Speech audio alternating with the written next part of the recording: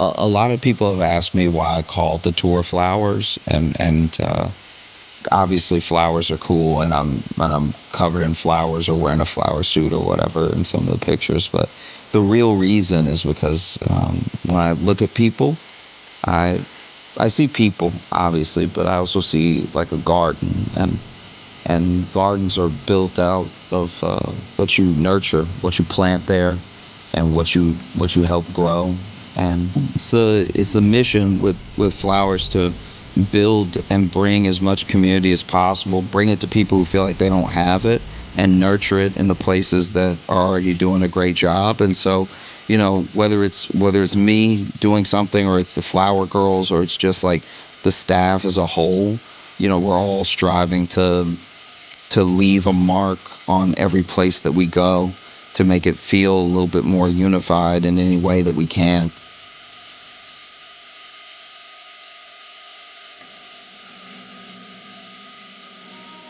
I mean, this tour is special to me, and it's the first time I'm able to really do what I want to do and move how I want to move, as far as all the parts that go into it. I can't wait to see you there.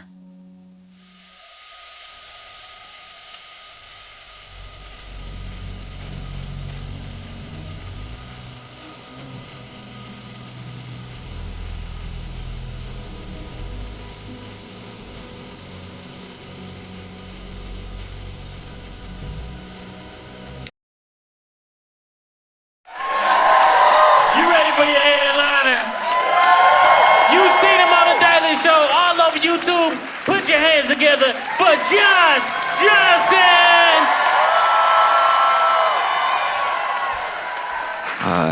I don't know about y'all, but I just paid my taxes, and they got me. Oh, they got me good. Oh, they got me real good. I was wondering if they would get me. And then they were like, no, we didn't forget about you. We think you're special. We would never forget. And I know they charged me extra. They got me charged me extra because they know I won't survive jail. So they're like, he gonna pay it. Just write a number. He'll make it happen. It's been great traveling this week. I've been able to go to Milwaukee, Madison, now Minneapolis, and everything. When I was in Madison, there was something sort of curious that was happening. I like being in Minneapolis because y'all smile an appropriate amount. You smile when something good is happening. You know what I mean? When I was in Madison, there were so many errant smiles. There were people just looking forward like, huh.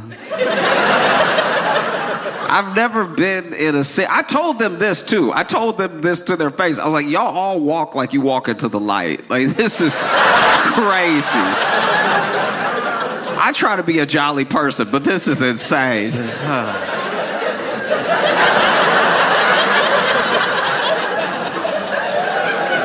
Nah, man, what? It was wild. And when I was there, I like when people are happy. I hope to make people happy, but when people got a little bit too much of it going on, I do have to get to the bottom of it. And so I did do a couple things. It's something I like to do in any city when I see too many people smiling when I get there. I immediately go to that city's Yelp. Because I'm like, there are problems here somewhere. We just have to find where they are. You know what I mean? Not everything is a 5-star experience. Not everybody gonna give a 5-star. And it didn't take long. I found a 1-star. I won't name the establishment, but the review simply said, their old fashions taste like barbecue sauce.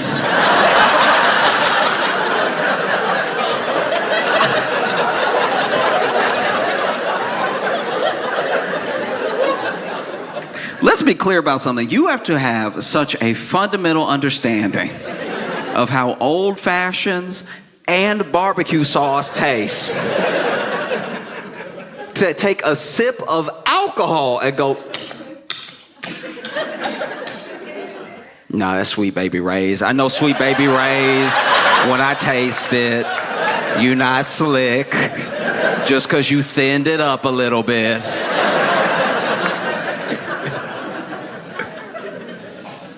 Oh, it's tough too, because when you're dealing with some of this happiness in different places, you wonder, did y'all get taxed? Do you know what I mean? They must have skipped over y'all if y'all so happy all the time. And I think sometimes taxes feel extra difficult because when you pay them, you feel like you're paying them for everything that happens next, not to pay for the life you were living up until that point. Does that make sense? It's like when you pay rent. You're paying rent to keep living there. But when it comes to taxes, you're mostly paying for everything that already happened, that you already enjoyed or didn't enjoy, depending on the city. And I think that if you got something back with your taxes, let's say you pay your taxes, they give you that tax return and everything. You can read all the numbers, why they say you owe what you owe or why you got back what you got back. And then they list next to that what they paid for with it.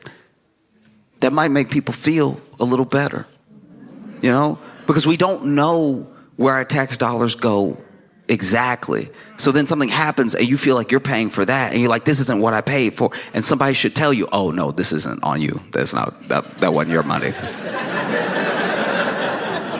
You know what I mean? Like paying taxes as part of a country feels like when the bill comes and you got to split it, but you only got wings.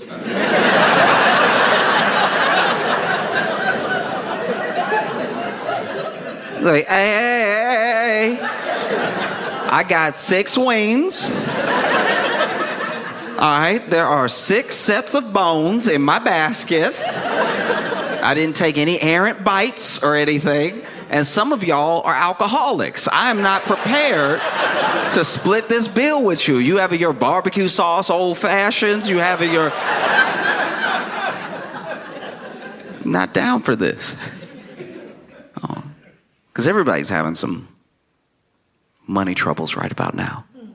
I mean, from all different ways. People are getting squeezed in lots of different directions, you know? Like we already know, tariffs are almost old news now. But the fallout isn't. The fallout is fresh. The Dow has only dropped by 1,000 points 11 times in history. And 4 of them were in like the last 2 months. Like this is very bad. If this were a roller coaster, this would be the part of the ride where your neck breaks. Like it's just... Engineers don't build this way. This is not safe. And you know, you see it through the tariffs. I've talked about it before, but those people on the money channels, they're still a bit nervous. Still freaking out, you know. They still come on every day. One of my favorite things about watching them now is they talk to us like we're the news. They're there doing the news, but they looking right in the camera like, I don't...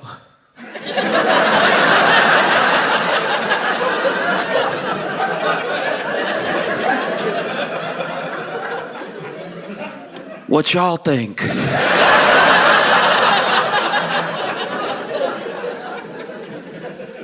Oh, it's bad. You know, like just this week, you know, you had people losing money in all sorts of ways. I mean, Christy Nome.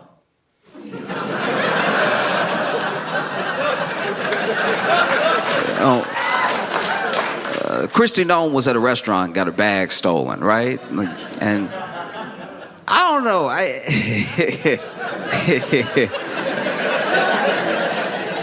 It is wild. Okay, because then you have to...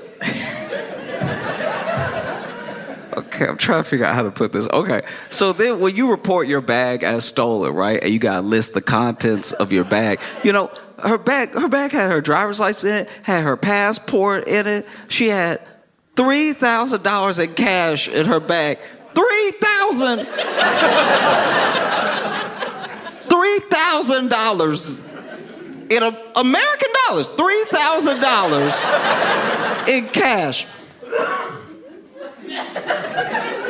What you doing, Christy? That's $3,000. North American, South of Canada dollars. She had $3,000. That would make sense if this was like the 90s. You know, it's the 90s. You got it like that. You got 3,000 on you. You know, okay, you might see a food truck, want to treat the town.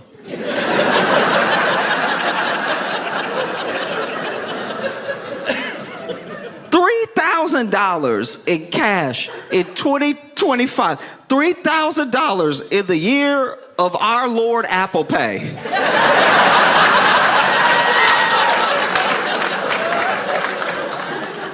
If I had been the cop that she reported to, that the business, and she told me, listen in the back, oh, my DHS badge, my passport, my driver's license, so much stuff was in there. I had a couple of Jolly Ranchers, and oh yeah, $3,000 in cash. I'd be like, oh,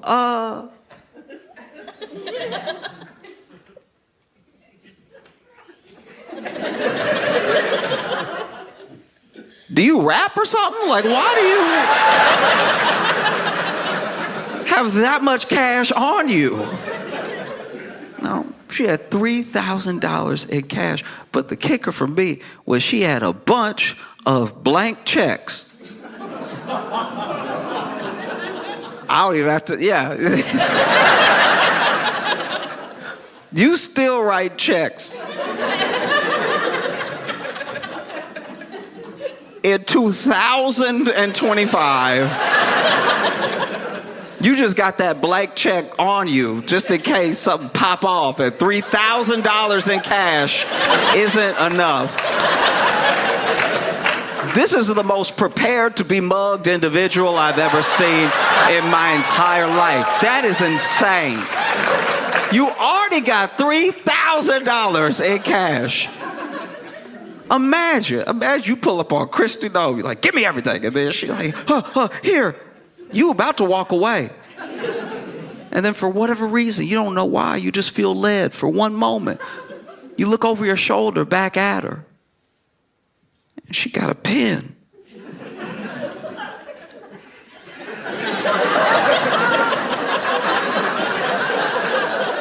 You said give you everything, you know.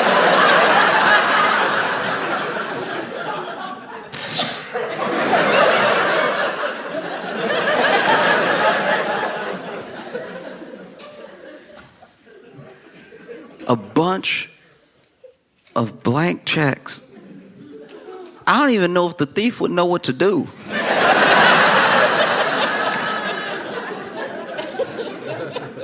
Like, there used to be whole departments dedicated to check fraud. And now it's like 2 dudes. People are not writing checks like that anymore. I bet you. They dump the contents out. They're like, oh, we score. We got $3,000 in cash. We got her DHS badge. I'm sure she's going to want that back. We got her passport, her driver's license. Oh, we got everything.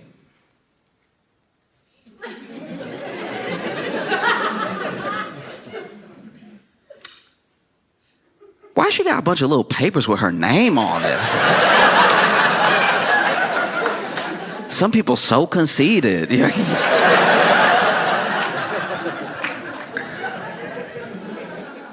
No, because I had an incident happen to me when I was in college, where I left for the break, and when I got back, the RA, resident assistant, comes up to me as soon as I get back on campus, and she's like, hey, I'm going to walk with you to your room. Now, you could get in trouble at the school I was in. It was a dry campus. You could get in trouble for like having alcohol in your room, or like if they found anything. Sometimes if there was even a whisper of something in your room, they'd at least want to check it out. And so I didn't know if maybe somebody had said something. I lived in my own room. I had my own like dorm room by myself. And so I was like, I know nothing should be in there that I don't know about, unless maybe I left it unlocked. Somebody put something in there. I don't know. So I'm kind of freaking out on the walk to get to my room. And then I go ahead, I open the door. And before I open the door, she's like, okay, don't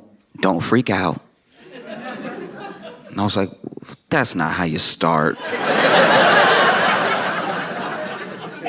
It's the least helpful way. She's like, don't freak out. While people were gone on campus, there were a series of break-ins, and your room was one of the ones that was broken into. Right? Now, this isn't like me being like poor me, but everything I had is everything I had.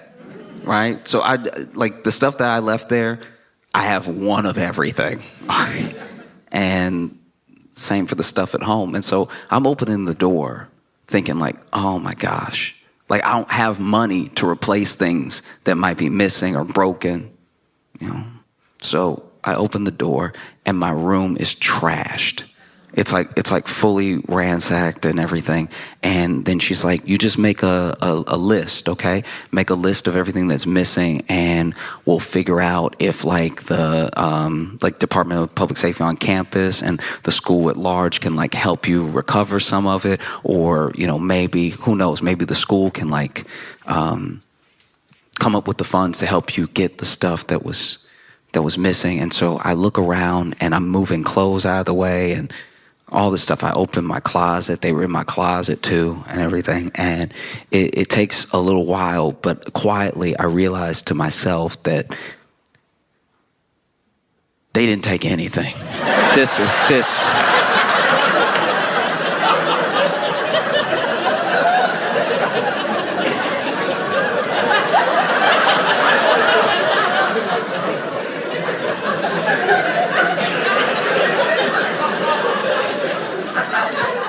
Do you know how embarrassing it is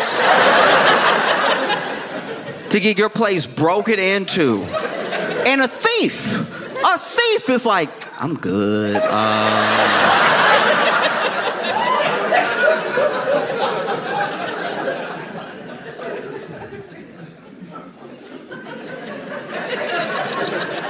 What do you do?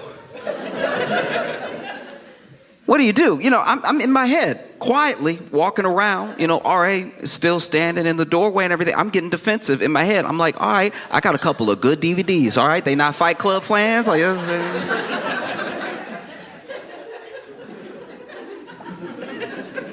no, I got a PS1. I know the PS3 is out, but I had a 1. They could pawn that. You know, they don't even have imagination. So finally the RA is like, so, anything? And I was like,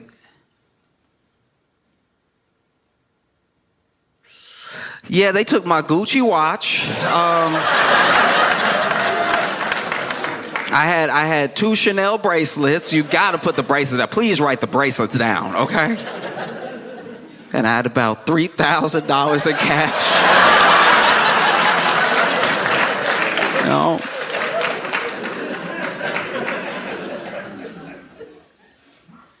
It's difficult when people are feeling like they're squeezed so much financially. Like there are things that you have to pay.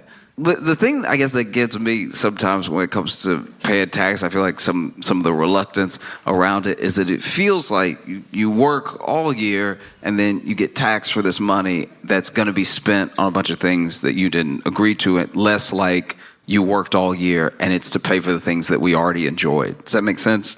Like the framing of it, I think, is why people have such a problem. You know, like if you just sent back the tax return and then listed the stuff. Yeah, I mean, we might be like, oh, I didn't know that I kept the bridge open. That's good. That's pretty good. I use that bridge every day. I'm glad it's not in shambles. That's fantastic news. You have to pay your taxes not just because the government is telling you to. It's not the government being some big bad meanie or something. It's you live here. And you use the road, so maybe chip in so that it doesn't fall all the way apart, you know? And like that's not to say, really quick, that's not to say that I just, pay my taxes blindly and love it and never question where it's going, because it is your money as well, so you deserve to have some say in where it goes. That's why we elect people to Congress. It's why we pick the officials that we pick, even on a local level, because we're like, you work for me. You are my employee, and here are the things that I want to see. These are things that I don't want to see. It feels like in this moment we're in a real predicament of, I guess the best way I can describe it is I used to work at a store, and when I worked there, they promoted this one guy that was like, one of us, one of the cashiers. They promoted him, and they really shouldn't have done it. They clearly weren't paying attention. Like I was barely a good employee, and he was worse than me by far. And they promoted him. I was like, that blows my mind. And I wasn't jealous. It wasn't like I wanted a promotion. I felt like my duties to my level of commitment were right on par. Like I was like, let me stack the grapes, let me stock the shelves. Don't ask me to do more, and I promise not to do less, okay? Yep. But he was actively bad, and they promoted him. And a good example was he wanted to go to business school, and one of the assistant managers said, "Oh, I used to, go to business school. Like I graduated from business school. I tell you what, I will give you all my old business school books. I don't know how much of it will transfer, how much it will actually help you, but it can get you started before you actually start school. You might be able to learn some of the basic concepts. It'll help you, right?" And that was a very nice thing to do. He didn't need to do that. I respected that very, very much. He saw somebody with a dream. He wanted to help them along, And so he gave him these books. And I'm not even kidding. The next day, this dude comes to work and accidentally knocks over about a pallet's worth of wine because he was walking while reading the book. The book, I'm not even kidding, was called How to Understand Business. And this is who you promoted. We're in the business of selling groceries. We buy groceries from places, we hold them until people want to buy them from us, and then we sell them to them. We're in the business of buying and selling groceries. He will stand in direct conflict with our ability to buy and sell groceries. And you've promoted him. We're in a similar predicament now.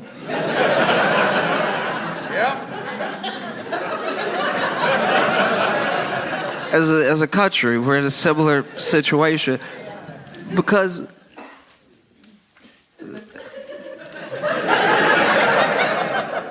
Pete Hegseth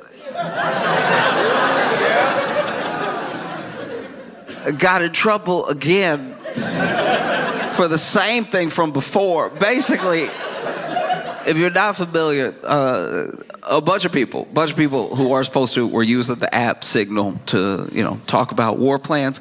And, quick gist, they accidentally invited a journalist, and then the mission kicks off. They do the attack. The attack is successful, and everyone finds out, and they're like, "That was dumb. Don't do that again." And everybody was like, "We can't promise that. Like, that's not." Okay. Well, fast forward to rewind, we are in the same situation again, because unbeknownst to, I guess, anybody at the time, Pete Hegseth had not only been using Signal to discuss war plans, he had a whole other channel where he was just talking to his wife, his brother, and his personal attorney. And you couldn't.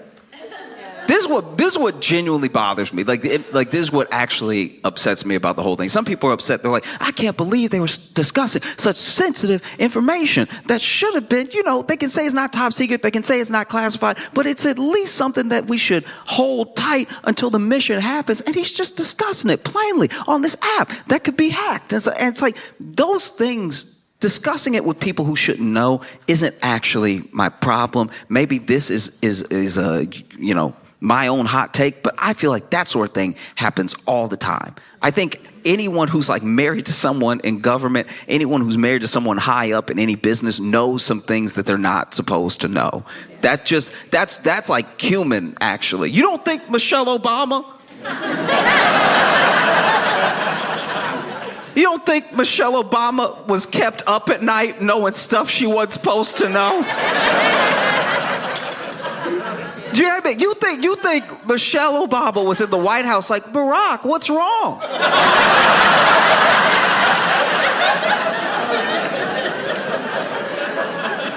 And then Barack was like, it's classified. No. I don't think that happened. I'm sure Michelle was in the White House minding her own business. Eating a veggie plate. Barack halfway kicks open the door. I've had it up to here with them. Okay? They want to kill everybody. They want to blow the world up. Now you sitting there, you Michelle, you like, oh, I don't even want my carrots anymore.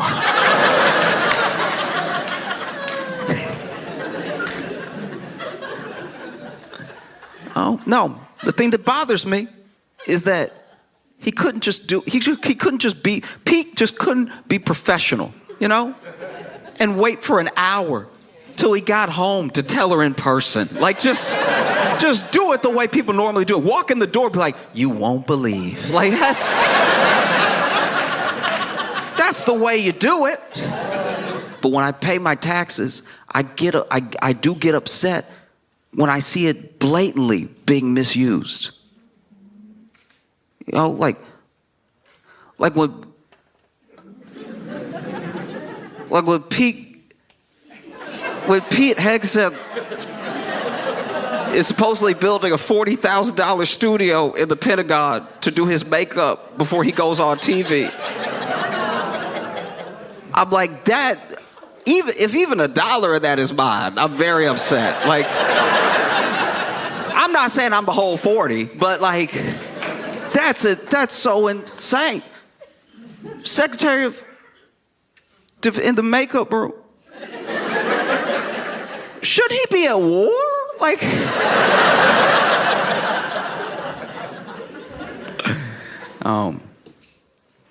every once in a while, you come into contact with somebody that you know from. You know in a personal way, and eventually, maybe this has happened to some of you, you turn on local news and you see them. And you're like, I knew it was going to be something. You know what I mean? Maybe it's the 8 o'clock, the 10 o'clock news, but they did something. You see that mug shot and everything. When I was in Chicago, I worked with this dude at our job, in the break room, we had a light sensor for the light switch. So you could just press it, lights come on, or, if nobody was in there or if you didn't move for long enough, lights go off, right? And one day, I'm walking into the break room, take my break, lights are off, I walk in, lights come on, and he's sitting there, already in the break room, eating barbecue. And let me go out on a limb right now and say that if you eat barbecue in the dark, you are a murderer, okay? You're already guilty in my mind. If you are that comfortable with bones in the dark, there's no telling what else you're capable of. If you are that comfortable slipping and sliding on your teeth and tongue, a barbecue is messy enough in the light. You should have seen his face when the lights came on.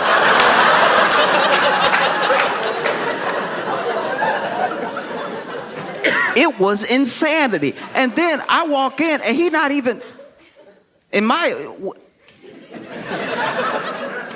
if it were me and that happened, because I try to put myself in his shoes. I try to be empathetic. I'm like, okay, let's say you eating barbecue in the break room on your break, right? Kind of a heavy meal for a 15-minute break, but to each their own, you know what I mean? You go be sleepy when you come back, but I want everybody to enjoy their life. So let's say you're eating barbecue in the break room and you are somehow doing it so still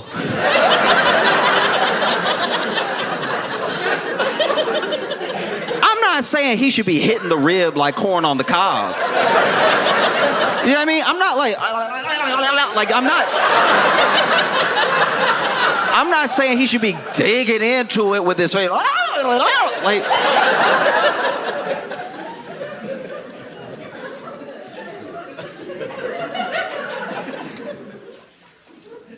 in case you're wondering, that is, at least in my mind, the sound you make when you eat barbecue in the dark. Like that.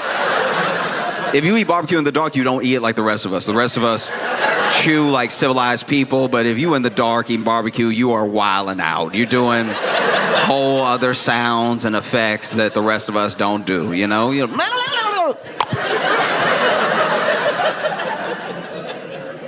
I'm not saying that you need to be doing a bunch of extra movements when you eat your barbecue. I'm just saying if you're doing it so still,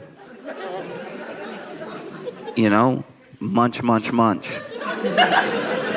Munch, munch, munch. Munch, munch, munch, munch. Munch, munch, yum. Munch, munch, munch, munch. If you're doing it so subtle that a light sensor, that technology was like, ain't nobody in the room. And then they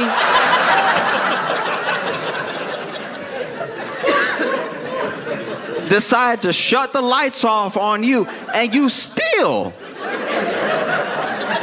did not feel led to change the conditions of your meal. If you were eating barbecue in the break room and then the lights go off and you're like, that's even better.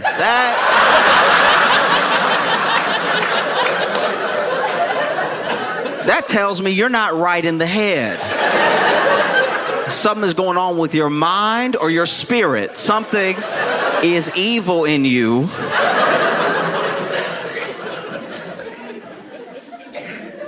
Munching away. And then you think to yourself, oh, what if someone walks in? What if someone walks in and feels like, this is awkward. This is weird. I would hate for them to judge me and my entire personality based off of one instance, you know? Maybe I should get up and paw my way, if the lights don't come on, to the light switch and press it so the lights come on and the room is once again filled with God's holy light.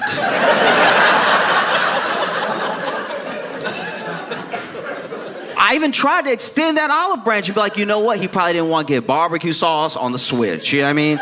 Maybe that's what it was. Maybe he thought if he was flinging his hands, he'd get barbecue sauce on the walls. That would look even scarier because now I walk in, the wall's red, you got a bone in your hand, you munching away. Really try to put myself in that headspace. Try to be fair to him. And after I got through thinking all those thoughts, I was like, nah, the whole thing was weird. No, I was right. It's insane.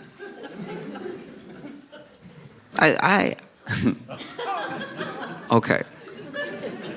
Side note. I left that job, right? And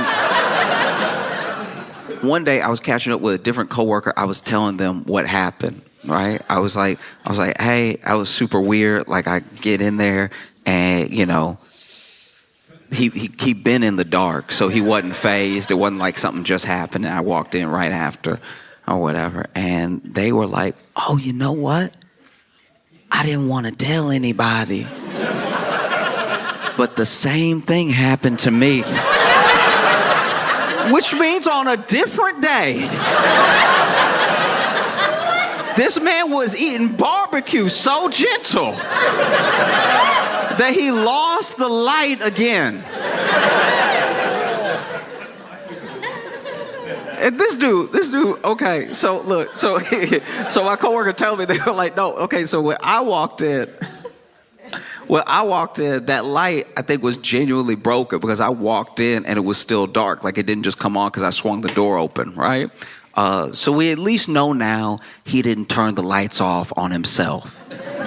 Because I did worry about that. I did worry that man took his break, went to the break room with his barbecue, knew what he was about to do, knew how unchristian he was about to behave,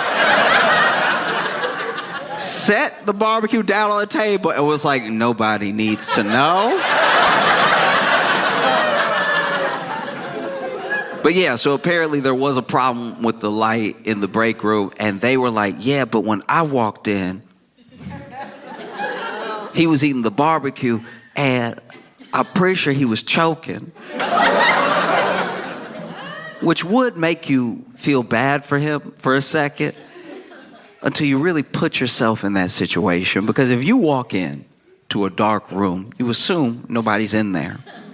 And the sound of someone choking on barbecue in a dark room does sound like a demon. It does sound... If you walk in and start... No, do it real quick. Close your eyes. Close your eyes real quick. I want everybody to close your eyes. Close your eyes. Close your eyes. Close your eyes.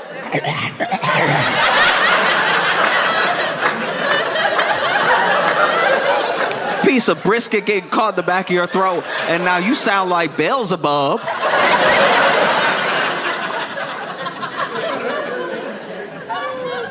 No.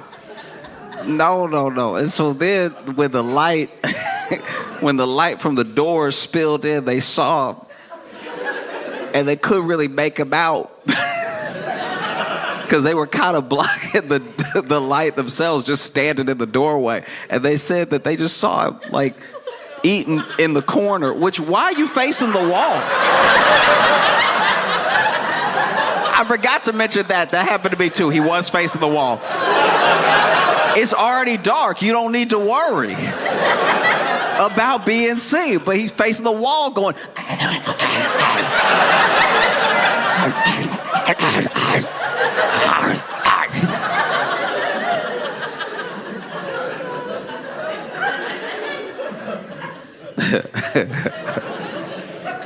I was like, what did you do? What did you do when that happened? And they were like, I thought it was a demon. I yelled out loud, I rebuke you.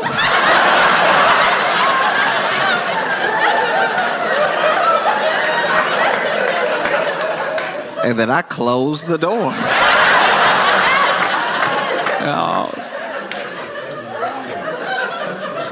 Oh, man. So then, you know, I'm chilling in my apartment in Chicago and watching the news.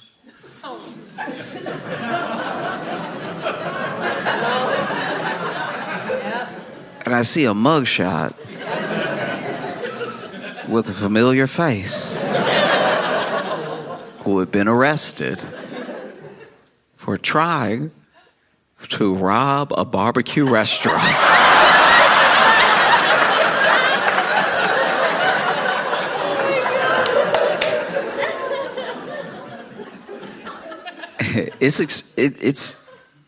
it's especially tough right now because I think people are getting squeezed from more angles than we thought was possible, right? It's like, wages aren't increasing, jobs are hard to come by because of layoffs. Some of the layoffs are like the seasonal layoffs when, companies restructure and everything, things that we're actually used to. But then some of them are people losing their jobs in government. Some people are losing their jobs in the private sector in place of potential like AI advancements and stuff, all while you have the tariffs going on.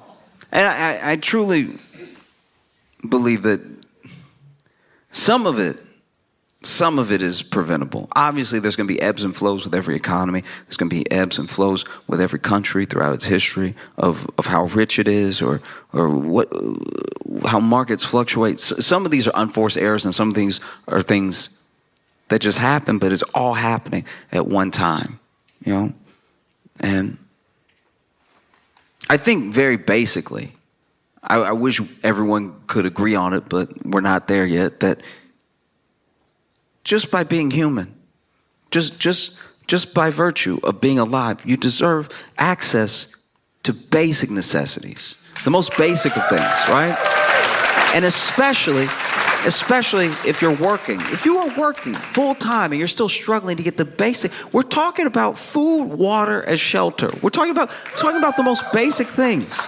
And I think sometimes when you bring up the people who are having a rough time, they're having a rougher go of it than is just, right? Life isn't fair, but you build the scale so that things can level out, so that they can be just. And when you talk about people who are having a rough time, who need extra help to try to get level, and they're working, they're doing their best. I think people conflate that with people who want luxuries or they want something for free. These people are already working. We are the hardest working country in the world. We clock more hours than anybody else, and we every year have less and less to show for it. We have less to show in healthcare. We have less to show in education and possibility of upward mobility.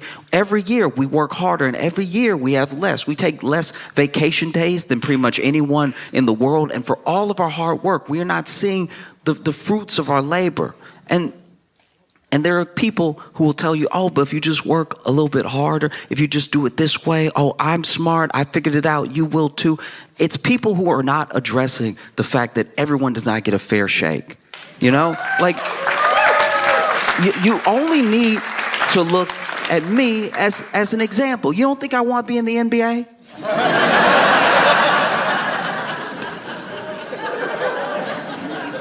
I did everything that I was supposed to do. I ate my greens. All right, I shot the ball. I did the running. I did everything. But trust me, if I show up to an open tryout and shoot my shot for whatever team will have me, they will be calling security. All right.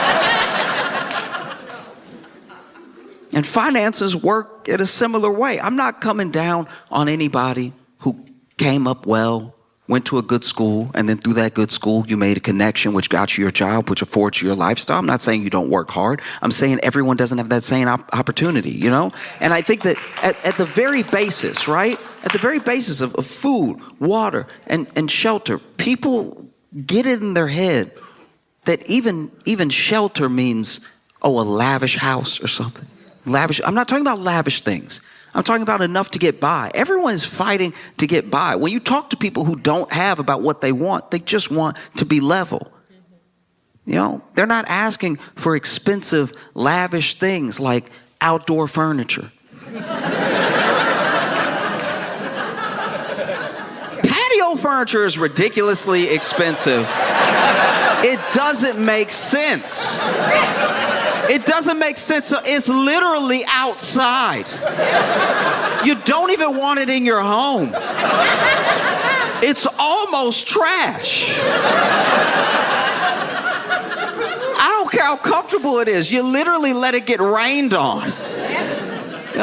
You buy it from a store and then you bring it inside for a second just to take it out to the backyard and leave it there. And it's too expensive. It's crazy. In fact, when the outdoor furniture is inside, That's when you know it's bad. When I was living with some friends in college, their lawn chairs were the chairs. And I was like, we in a bad situation.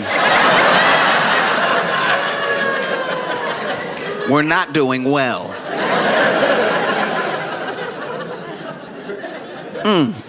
You got the patio furniture in front of the TV. We about to die tomorrow.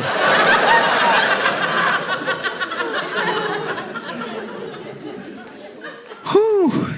Yeah. You know? It's bad.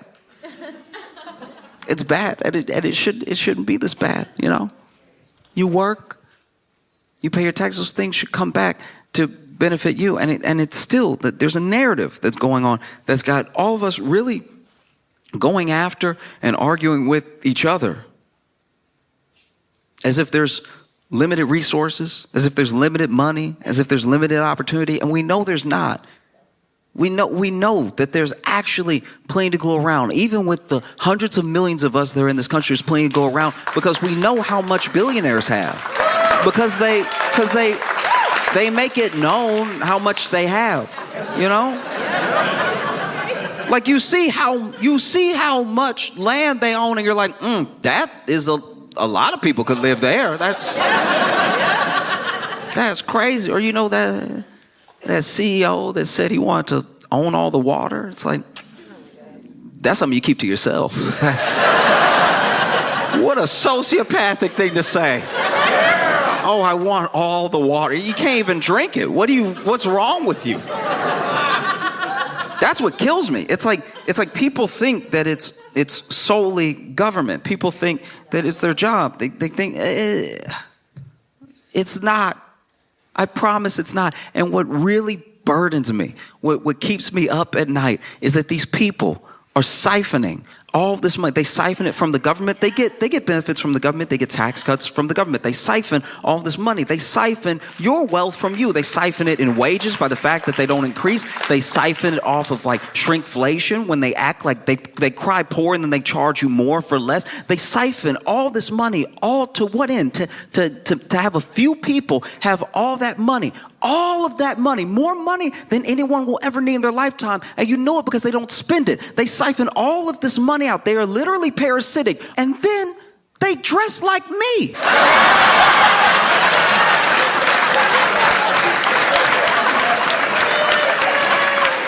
That's so crazy. You have all the money in the world and you look like me. What are you doing? That's so crazy. Oh, it doesn't have to be this way. And I know sometimes you can feel powerless, especially when the big thing is happening, when the big thing is just going, you know. But it does with a movement towards any action that is based in the people's wishes, it has to come to fruition in any instance. And you see it all over the world. You see people rise up in whatever form it takes to make their voices heard. And it's still very much possible. I know that there's a narrative out there that you're like a cog, that there's nothing you can do, and that you might as well just scrounge up as many pennies as you can to get by, and that'll be the best you can ask out of life. You know? It's to the point now where even people who cross over that $1 million threshold, they enter that tax bracket, they still feel that way. You could make $500,000. You could have $300,000 saved up, and you might sell something within your company, make another $200,000. You might cross that $1 million threshold, even by just a little bit, and still be like, I'm barely getting by. And people roll their eyes at that. They scoff at that. But the way that things are set up, unless you are uber rich, it's very easy to drop right out of that tax bracket. None of that is certain. You know, small business owners, some of them could be considered millionaires, but they'll tell you, they're like, my actual business and the people that I care for, the employees that I employ that depend on me for their benefits, for their livelihood. It's like we are month to month, right? So this structure doesn't end at just taking care of yourself. And it's why everybody, to the best of our ability, We have to be looking at the whole. The way that they play it is the way that benefits them every single time. Someone who's already a billionaire would love for you to just try to be like me. You can do it if you work hard enough. That's the narrative out there. They don't talk about how many government benefits they get, how many tax cuts they get, that they were born rich. They don't let any of that into the story because it would kind of ruin the whole thing. You know what I mean? So, you know, it's literally it's up to you because we're already there. We're already in a place where I don't see how things are just going to get better by themselves. People are putting burritos on layaway. That's insane. That's so crazy. There are apps now that they come to you and they're like, hey, we'll let you finance your lunch, dog. You know, pay $3 now, we got you. And they do. They have you. And they don't let go. And before you know it, it's been a month, and that burrito that was $12 when you didn't have it is $65 now when you're done paying for it. And it wasn't worth it. And it siphoned more from you. The things that weren't already taken. They can take your wealth. They're taking it now. They cannot take your worth. If you know your worth, if you remember your worth and you fight for it every day and you fight for it with who you vote for, you go to your town halls and you speak to them and you let them know, we hired you. You work for us. We pay our taxes. Go tell them that this is done.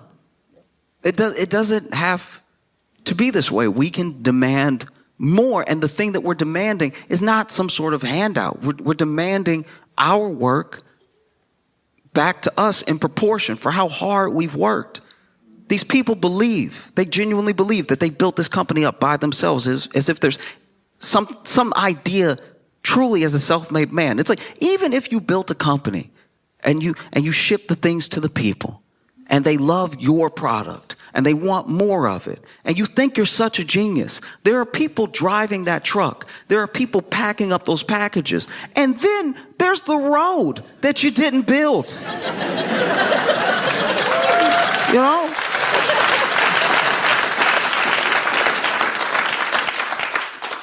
In what world should it be like this? That's crazy. And then the narrative gets put back on us that we deserve these pennies, that we deserve such a small share of the thing that we helped build. Look around. Really look around when you walk around your city. Really look around when you travel. Wherever you go in America, no matter who you are, we built this. We built this together. We built it. And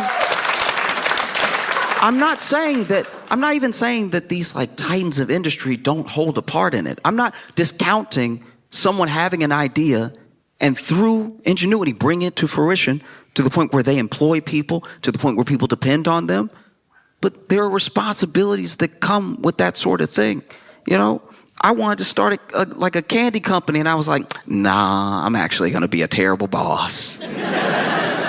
I'd be a terrible boss. You know, I'd be in there in the candy factory eating all the chocolate, making myself sick. And then when people come to the factory to look at our chocolate, they'd be like, the boss is in the bathroom throwing up again because he's a child that can't stop himself. And that's why I didn't start a business, because I was like, you know, there are other people that are better at it.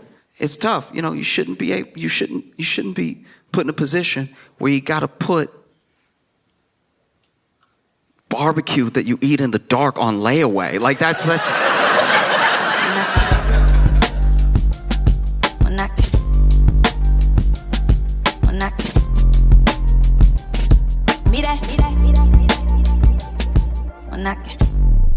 You guys are so wonderful. Are y'all ready for your headliner?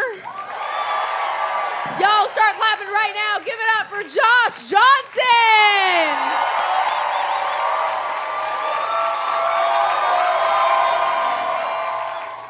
I don't know if y'all saw everything that's happening with Tesla either. That's crazy stuff. Okay, so basically, if you're not aware, Tesla is an electric vehicle that, you know, rewind just a couple of years was not a political statement at all. It was a car you could buy or not buy. It was just a car on the market that had some stock, and the stock would go up and go down and go up and go down. And then, you know, Elon Musk decides to get involved with politics and gives anywhere from like 250 to I think maybe $270 million to Trump's campaign. And then Trump wins and Elon becomes the president.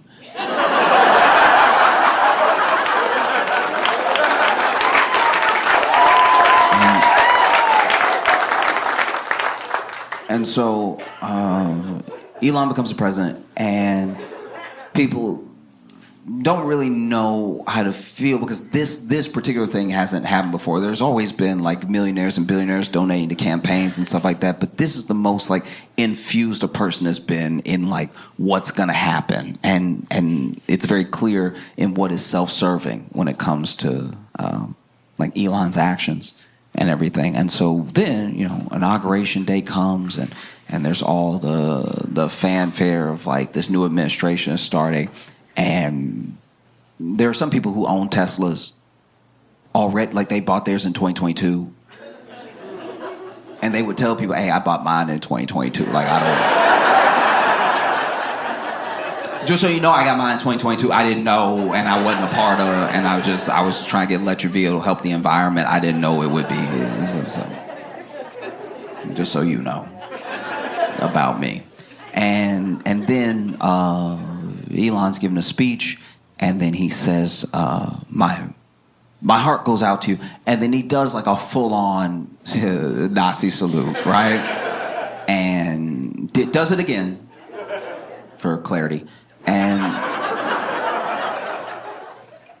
there is a part of me that genuinely, when someone buys something, especially something expensive, and then something happens with that company, a part of me does feel for them, because there are people who bought their Tesla in 2022. They might have been sitting in their Tesla when they saw Elon do a Nazi salute like...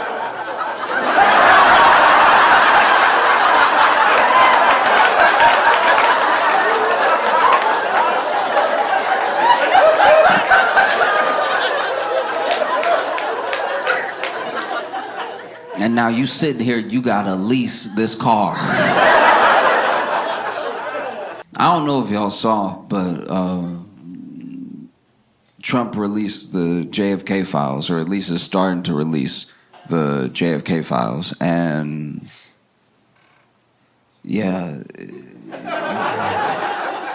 it's a lot. He said there's like 80,000 pages or something. I think they've released like anywhere from like 2 to 20,000 already, with more to come and stuff. And I don't know about anybody else, but when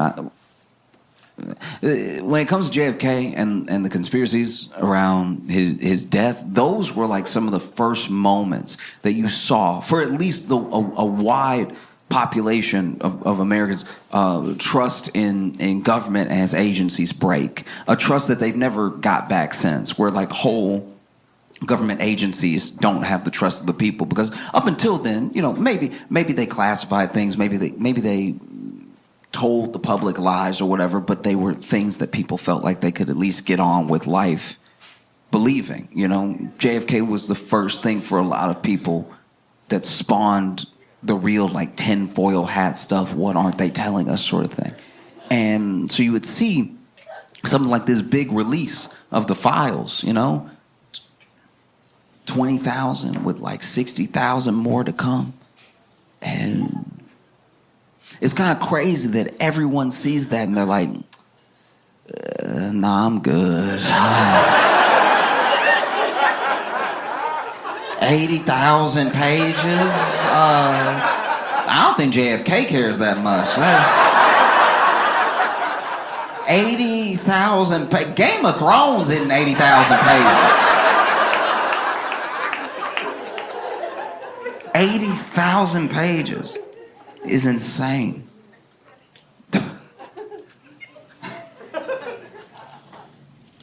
What are you doing? You know, it's like the thing is full. It's full. I've read some of it, and it's full of things that are snapshots of the time that JFK was assassinated in, but they aren't things that people were looking for. When people talk about files that they want released, they're talking about things that probably have been destroyed forever, like the some of the autopsy files, some of the coroner's notes, all that stuff like that is not in what's been released. What's been released are the goings on of like Cuba, Mexico City, USSR, and everything. And the one thing that we did find out for sure through the release of the files is that the CIA had a much bigger file and much more knowledge of Lee Harvey Oswald than we previously thought. And they had been tracking his movements and everything. He had been going to these different countries. I'm pretty sure he went to Mexico City for a little bit, and then he went to the USSR. And I don't know if the word is defect, but he basically was trying to leave the U.S., become an expat and join USSR, and even tore up his passport and everything. And the USSR was like, oh, nah. Nah, we good.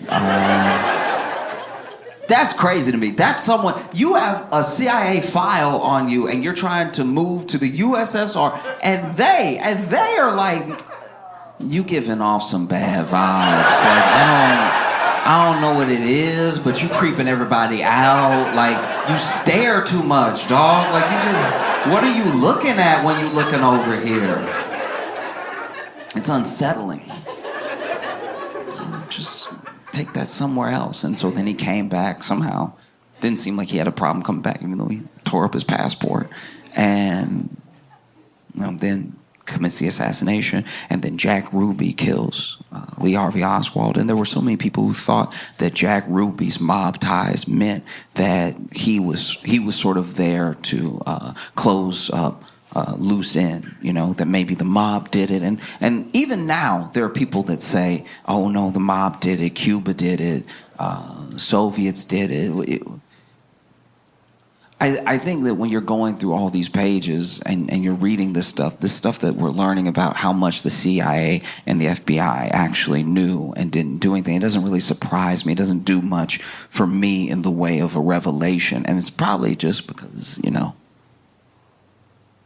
because I'm black. You know, as a black guy, I'm not going to sit here and be like, not the CIA.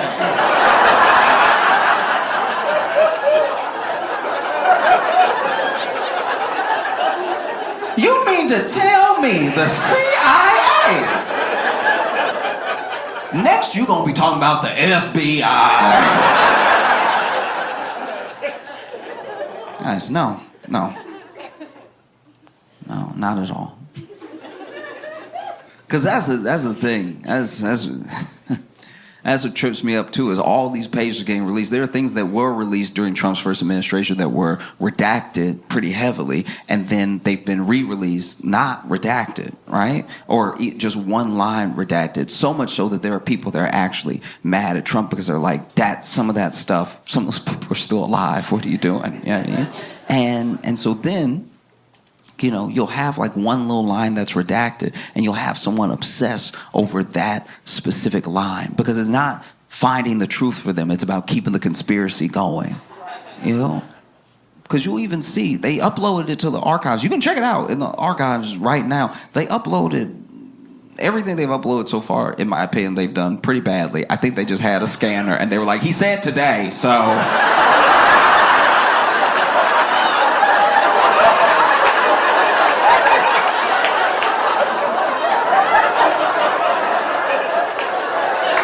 I know it's crooked. He said today. I know.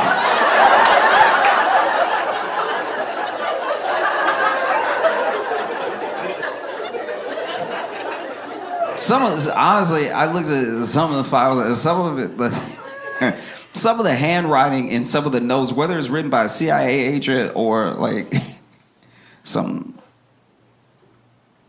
politician, some of the notes in there are so bad. Like, the handwriting is so bad. I'm like, he did it. Like, that's suspicious as hell, handwriting.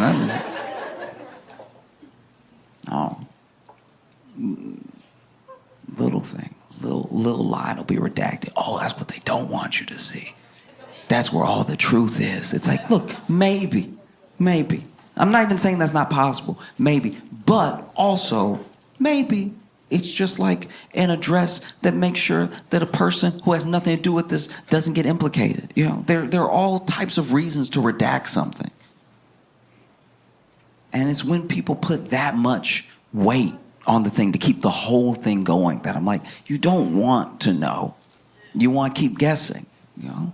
And don't get me wrong, it's fun to guess. I love guessing. I don't know what I'm talking about half the time. Sometimes I'm just guessing.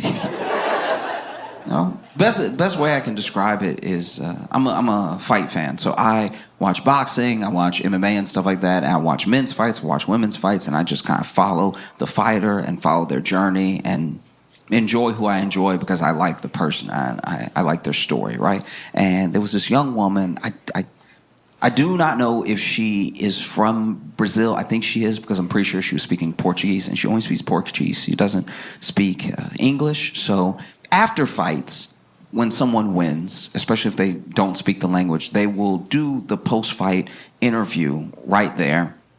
And they might do another press conference later, but they'll do the post-fight interview. And if they do not speak the language, someone will come out, a translator for the promotion will come out.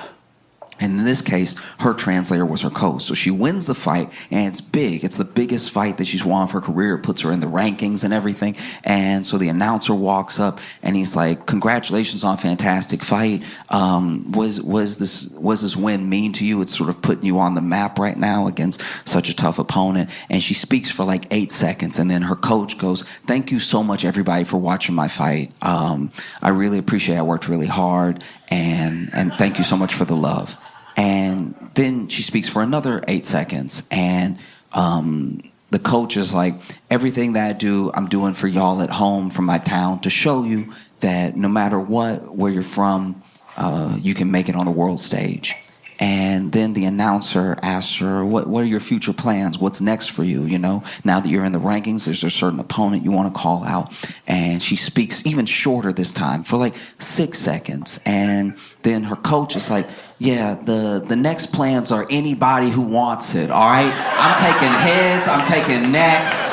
I want your limbs, give me your arms, give me your legs. If I see you on the street, it's already on, you already know. The best thing you could do is drop out of the division right now because I'm coming for all y'all's necks. I'm killing everybody, all right? You're gonna dream about me, and then when you wake up, I'm gonna be there. That's on God, okay?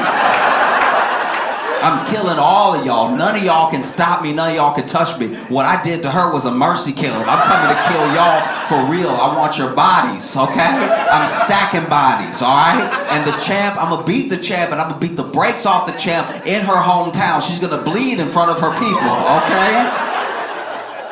And then they exited the octagon. They went ahead and left, and then there was a fighter, because, you know, fighters watch other fighters' fights, and they'll live tweet it, and he tweeted right after that whole thing.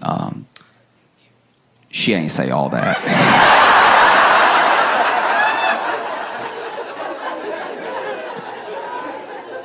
And I'm not gonna lie, that's what those redacted lines feel like to me sometimes, where I'm just like, yeah, look, maybe the whole truth is in the one sentence, but maybe it's in the 80,000 pages that nobody feels like reading.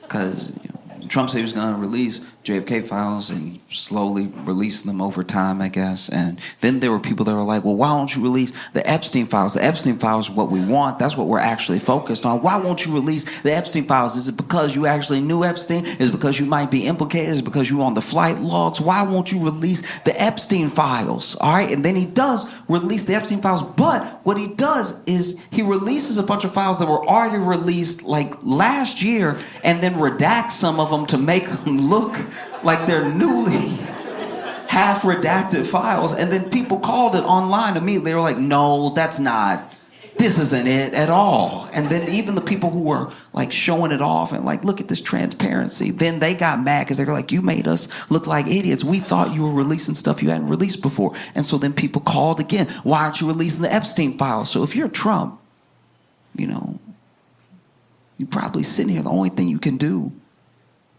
is release the Epstein files and hope it's 100,000 pages.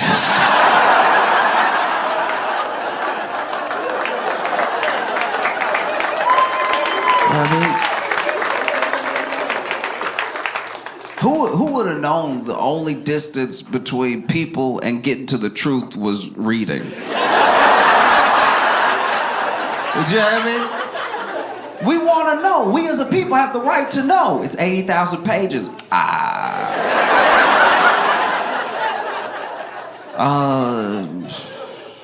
gonna wait till the movie come out. All right?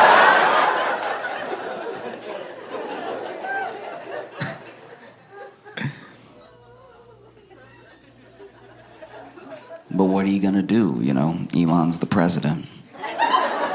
We know he's the president because, first of all, he tell everybody to report to him, sending whole government employees emails telling me everything you did. It's like, isn't some of that classified? Like, it's wild. You stand in the Oval Office talking about what we're doing. It's like, who is we?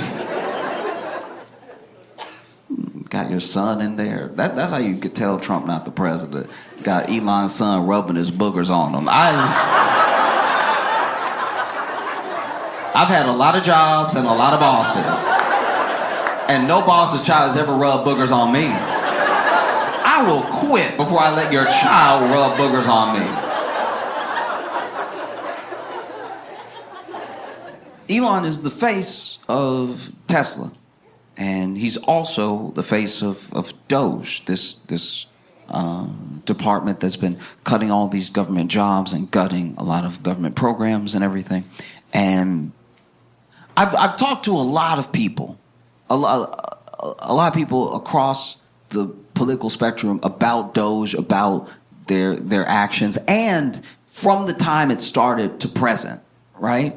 So some people are like, oh yeah, it's a little bit much now that we're very much on its side. There are some people that still don't see a problem. There's some people that hate it from the very beginning. But one thing that I have not come across, and I only speak for myself, I'm not talking about I can't speak for the entirety of the internet. One thing I've come across is that there is no one who I have come across that says that there's no waste in the government and that they don't want to get to the bottom of what can be saved or what can be put to better use somewhere else. I think that's what generally everybody would want. If you pay your taxes and then you see where money's being wasted, it's like, oh, we have so many people who need that money in other departments, just move it over to them or give it back to the people or whatever the thing is. I don't think people inherently are upset about the idea that there's waste in the government. I know people that work in the government, they're like, this is a little waste. And so all of it comes down to what you cut and how you do it. That's it, top to bottom. That's the only thing anybody could really have a problem with, what you cut and how you do it, right? And I'll be vulnerable for a second. I'll admit to you right now, I've worked jobs.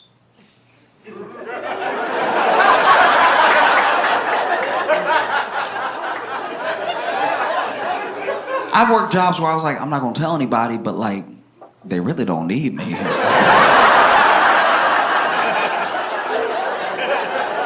Like, as long as they paying, I'll keep showing up, but like...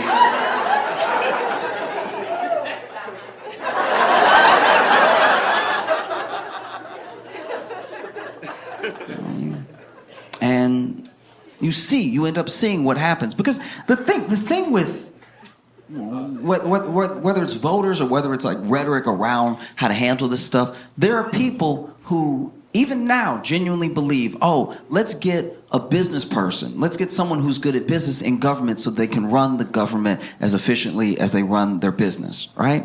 And the problem there is that, like, let's say Amazon, a good example is like, let's say Amazon makes a mistake. And they make a mistake that all of us, everyone here, can acknowledge and see as a mistake. And so as a mistake, their stock drops because they lose some of the faith from their shareholders. Now, we see that drop in the stock, and maybe the mistake they make is they announce that all the cars from now on gonna have 3 wheels. Like, oh, we're gonna save so much money on tires. And we're like, no, you're gonna flip over, okay? And so then you see the stock start to dip because of that lack of confidence. And then for you as a potential investor, even a retail investor, that dip in the stock is an opportunity. You can buy in now. You can buy into that dip, and then when it goes back up, because they realize that 4 is probably best, that you can ride that wave on up. Fair enough. When you crash out a business, when you make mistakes in business, when you run a poor business, you can always start another business. The people who we even look up to as these beacons of industry were all people at some point who had a failed business, right? But the government is not a business, because if you crash out the government, if you make the same mistakes with the government, you don't have a country. And you can't just be like, no, we're just gonna start new America. You know, I used to have like a lemonade stand America, and that one didn't really work out, so I started like a tire shop America, and that still really wasn't it. So then I started this hedge fund America. And now we're cooking. It does not work that way. And you saw what happened. You saw Elon run the government because he's the president. You saw Elon run the government the way he ran his business. When Elon took over Twitter, right? He comes into Twitter and he immediately starts firing everybody because he's like, you're waste, you're redundant, I don't know what you do, I don't know what that is, you're fired, you're fired, you're fired. And then couple days after he took over, remember that brief period where he was like, how do you turn it on?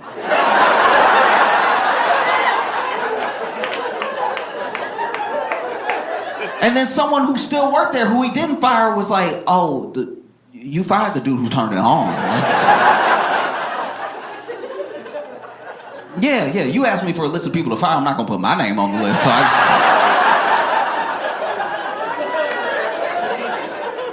And so you end up seeing Elon firing people and then trying to like hire them back real quick and trying to like smooth over the things that he broke that didn't need breaking, you know? And then Doge ends up working the same way. It ends up swooping in and firing a bunch of people and then trying to hire some of them back real quick, and it's chaos. And Elon is the face of it. He's the face of it because we didn't know who else was working in Doge. We didn't know who was essentially like hacking into Social Security, who was going around judges' orders, who was breaking things and going to places they weren't supposed to be because we hadn't figured out how this whole thing was going to work. We didn't know. And then we found out that it was children. We found out they leaked the photos of those people that were high up in Doge that were getting into Social Security and the IRS and everything. And we were like, what?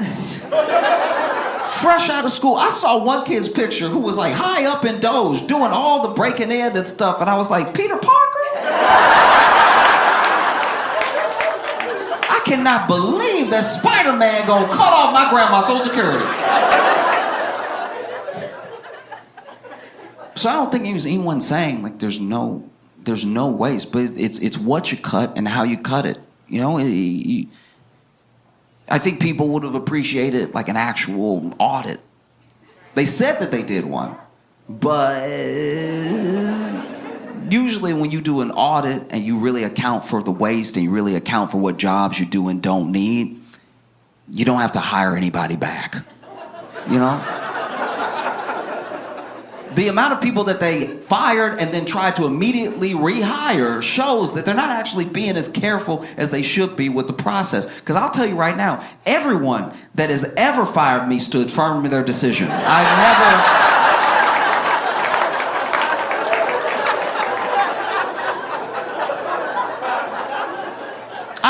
I've never been fired and then somebody ran out after me. Hold on. That's my bad. I was wild. I was trying to look good in front of the other employees. You come on back in here. That has never happened. Anyone who has ever fired me has never called me again. But then Elon is the face of it. People don't know what to do. They don't know what to do to express their anger and their disappointment, their frustration about this unelected person gutting these government programs. And you see where people, it's not just like a one-sided thing. It's not just like a liberal thing. You know, there are people who are like, I voted for Trump. I believe in what Doge is doing, but then I'm told that I'm being cut because of bad performance, even though I'm holding right here a performance review for like a month before the election where they said that I was doing great, you know? And so then people across the political spectrum are going to the town halls and they're complaining to the representatives, and the representatives, they're not really hearing them out. They're not really backing them up. So there's even more frustration, and it's bubbling up, and it's bubbling up. And he's the face of two things. He's the face of Doge, and he's the face of Tesla. And so then people go to the Tesla dealership, and he's not there. But people go to the Tesla dealership and they start protesting at the Tesla dealership, and then the stock starts tanking because there are people that are like, being attached to this right now is not a good look, you know? And then people start vandalizing Teslas, start putting swastikas on the Teslas and stuff like that. And then there are people who, you know, bought a Tesla in 2022. They're like, guys, I didn't know. I had no idea. And almost immediately, it felt like almost immediately Trump came to his defense, right? Trump invited Elon to the White House. I mean, he already got an office there because it's his White House. He's the boss. He's the president. But Trump told Elon, hey, bring a bunch of Teslas, park them out front of the White House. We'll do a dealership commercial.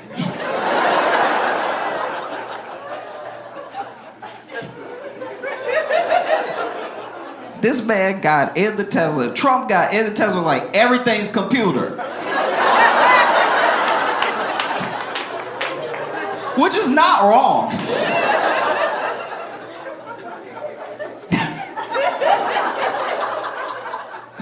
It's not wrong. I remember my first Tesla experience. You know, I didn't ride in a Tesla for a long time. I heard about it as a car, but I didn't get to be in one, and I don't drive, so I didn't try to drive one or anything.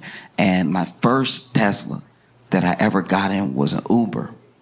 And so when I walked up, I didn't know about the door. I didn't know the door would be all smooth like that. So this is me. Look, I'm admitting for a second. I'm being vulnerable here. I'm admitting for a second that this is me. This is my bad. I was doing too much in my head. I was doing too much, all right? Know that I know that before I even admit this to you. I was doing too much, right? But when I walked up to the Tesla, I thought my driver sucked the door in because I was black.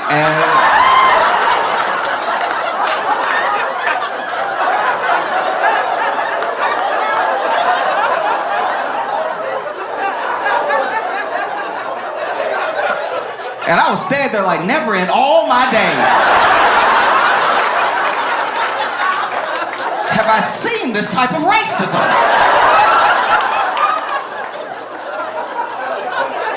I was fierce. It was all smooth and everything.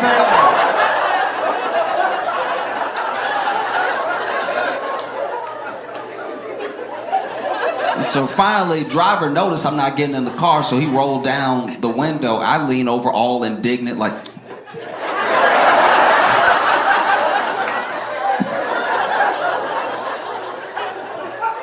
And then he started explaining how to open it. I was like, what do you mean you gotta push to pull? That doesn't even make sense. And then I get it with my thumb, and I was like, oh. Oh, okay.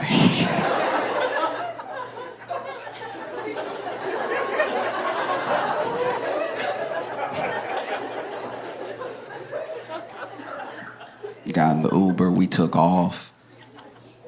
And this is the thing with the gig economy jobs, right? Is that, how do I put this? There's a social contract we have not written yet on like how much this is like your property versus my time versus our experience, right? And so when I get in an Uber, I'm very respectful of the fact that this person's car. This isn't my car, right? I'm not renting it so it can be my car for a little while.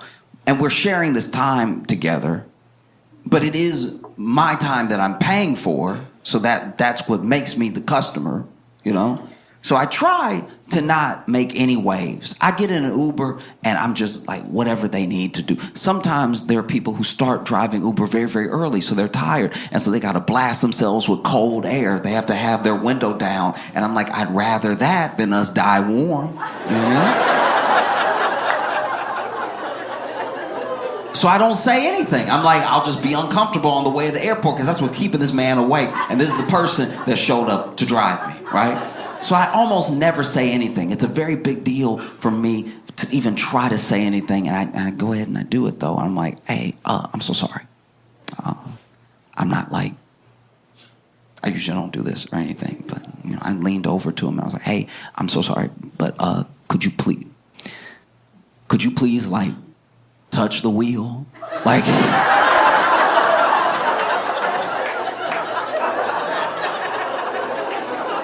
No, I know it's autopilot. I know it's autopilot. You put it in and everything. I just don't know what I'm paying for if we going. Like if we, like I'm not telling you how to drive. I'm telling you to drive. Like it would be nice if you did drive. Like, just put a finger up. Make me believe. Just put a finger. And so you see all of these attacks on Tesla increasing, and the stock price dips and dips and dips. And it goes up a little bit. Every once in a while it goes up because there's some people who don't care about any of this at all, and they see it as an opportunity to buy low. And so it'll go up a little bit, maybe like 3-4% here, and then it drops a little bit more, and it's down from its high by a lot. And you've even seen people like in the Trump administration come out and say, hey, if you vandalize a Tesla, we're treating it as domestic terrorism. We're coming for you if you touch a Tesla, right? And it's just baffling because everything that Trump is doing for Elon and everything that his administration is doing for Tesla is exactly what they were supposed to do for the voters. You know what I mean? Like Trump saw that his boy was having a little dip, was like a little bit more broke than he was the day before. He was like, let me help you out. You know what I mean? That felt like a campaign promise that I thought he made to everybody, but apparently he was just talking to 3 people. And even going after people who vandalize a Tesla as domestic terrorism. Like, when do we ever talk about domestic terrorism? You know how much domestic terrorism we have? It's a lot. And then you see Elon go on the news, and genuinely he seems like really upset, like genuinely hurt. And I think it's because, you know, look, he's still the richest man in the world, but he used to be the richest man in the world by a larger margin. Like, he has lost billions and billions and billions of dollars, right? And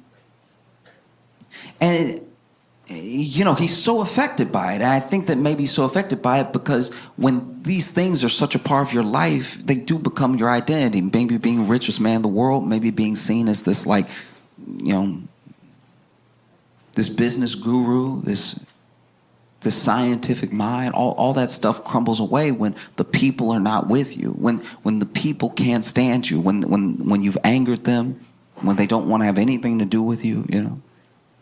And he sees the destruction, he sees the people turning on him, and he seems genuinely upset. And I don't think his feelings are hurt because some people are mad at him. He's never going to meet these people. I think that when you attach so much of your self-worth to this money and this status, this influence and this power, that even the prospect of losing it can rattle you deep down, right? To your core as a person. And it looks like he's about to cry on the news when he's talking about, I don't know what I did to deserve this. It's like... And look, I'm glad he said that to a camera by himself and not, like, to a veteran's face. Like, you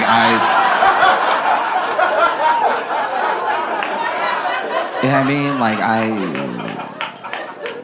he didn't really get that. You know, the dude on Fox was like, "You've done nothing to deserve this. You're a true patriot," whatever he said. And, you know, I was sitting here watching Elon get genuinely sad. And I was like, oh, my heart goes out to you.